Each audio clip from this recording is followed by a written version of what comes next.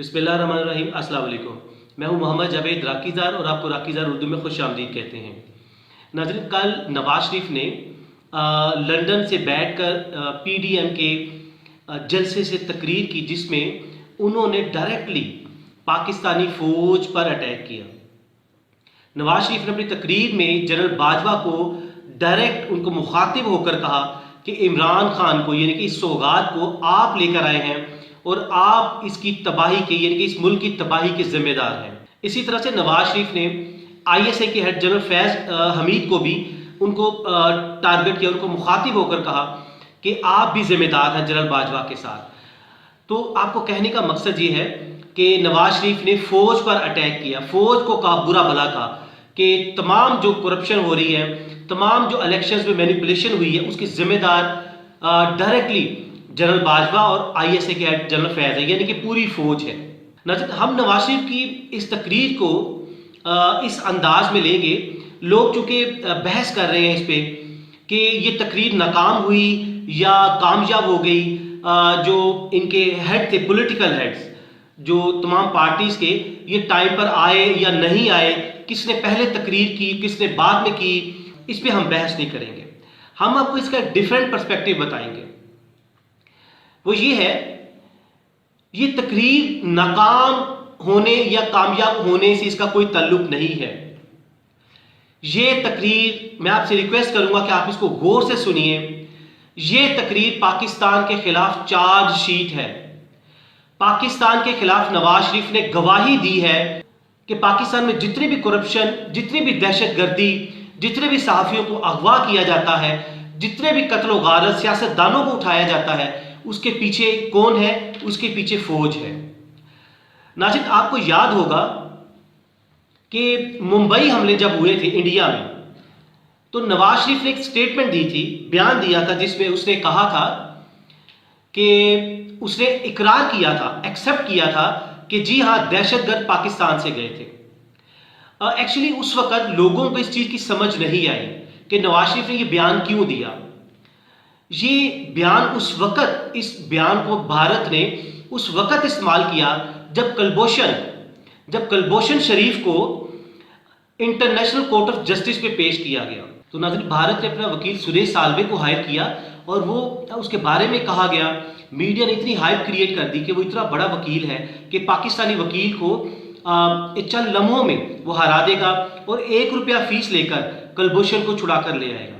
और उसके पास, सुरेश साल्वे के पास, सिर्फ, आप यकीन कीजिए, सिर्फ एक ही एविडेंस था कलभूषण को बचाने के लिए, और उसने वही अदालत में दिया। उसने क्या किया? नवाज शरीफ की वीडियो चला दी, जिसमें नवाज शरीफ ये बात कर रहा था कि पाकिस्तान जो दहशतगर्द थे मुंबई हमलों के, वो पाकिस्तान से गए थे, और ये साबित करने की कोशिश की कि पाकिस्तान एक दहशतगर्दी का गढ़ है और पाकिस्तान से ही दहशतगर्द भारत में आते हैं। तो आप अंदाज़ा लगाइए, पाकिस्तानी वकील खावर कुरैशी ने इतना अच्छा और स्मार्ट मूव लिया। उन्होंने बताया कि पाकिस्तानी अदालतें नवाज शरीफ को एक डिसऑनेस्ट प्राइम मिनिस्टर डिक्लेयर कर चुकी हैं कि ये डिसऑनेस्ट शख्स है, ये सादिक और अमीन नहीं रहा। और इसकी इस बात पर कि इसने जो कहा था कि मुंबई हमलों के लिए दहशतगर्द पाकिस्तान से गए थे, तो इसकी इस बात का यकीन नहीं किया जा सकता, बल्कि इसकी किसी भी बात का यकीन नहीं किया जा सकता। तो आपको बताने का मकसद ये है कि नवाज शरीफ ने ये जो बयान दिया था मुंबई हमलों का, इसको भारत ने किस मकसद के लिए यूज़ किया? इन्हीं मकासद के लिए भारत ने नवाज शरीफ से ये बयान दिलवाए, और ये भारत इन्हीं मकासद के लिए इनको इस्तेमाल करता है और करता रहा है। आपको बताने का मकसद ये है कि ये जो नवाज शरीफ ने तकरीर की है, ये कामयाबी और नाकामी का इससे कोई ताल्लुक नहीं है।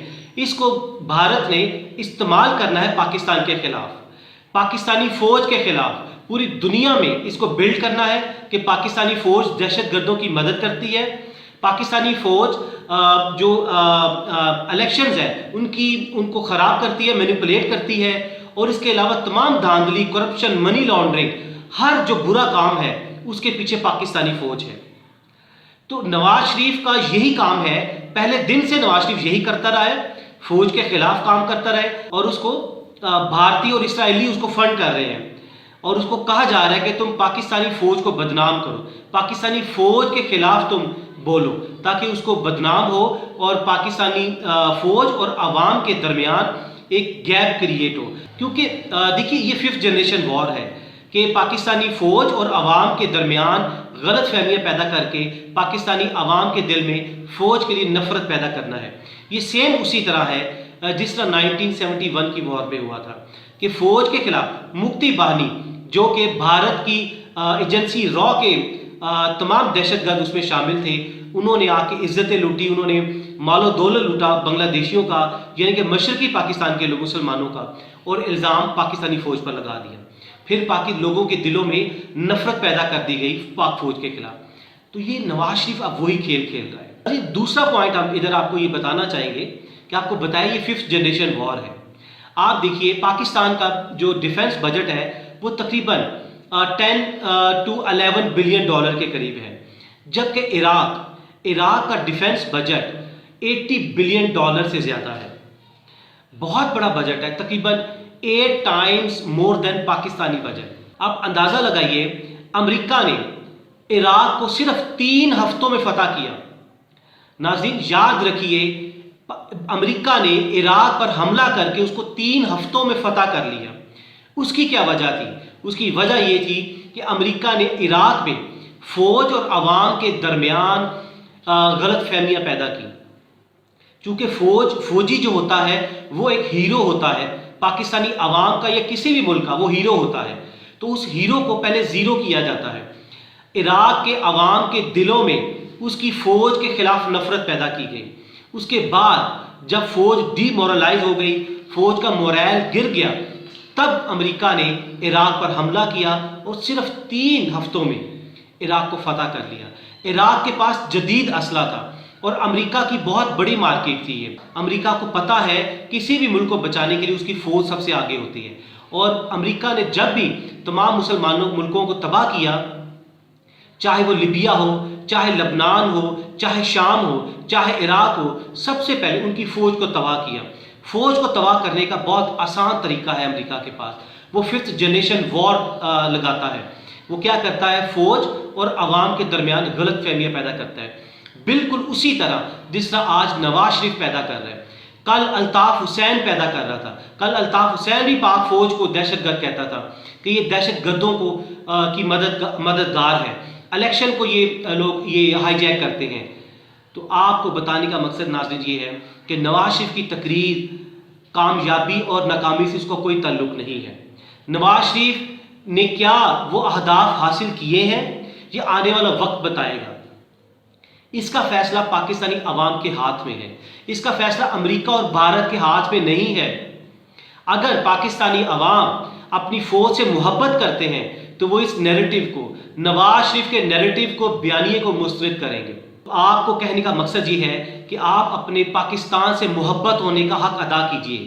پاکستانی عوام سے ہم ریکویسٹ کریں گے کہ یہ پاکستان پہ بڑا نازک وقت ہے، آپ پاکستان سے محبت ہونے کا اپنا حق ادا کریں، اپنی پاک فوج سے محبت کریں، اپنی پاک فوج کے جوانوں سے محبت کریں جو شہید ہو رہے ہیں، جو ہر روز شہید ہو رہے ہیں صرف اس لیے کہ آپ کی حفاظت کے لیے آپ سکون سے سو سکیں. آپ کشمیر میں جا کر دیکھیے کشمیر میں کیا ہو رہا ہے. ان کی عزتیں پامال ہو رہی ہیں، وہ ان کو ان کے گھروں سے ان کے بچوں کو اٹھایا جاتا ہے، ان کو اغوا کیا جاتا ہے اور ان کو شہید کر دیا جاتا ہے.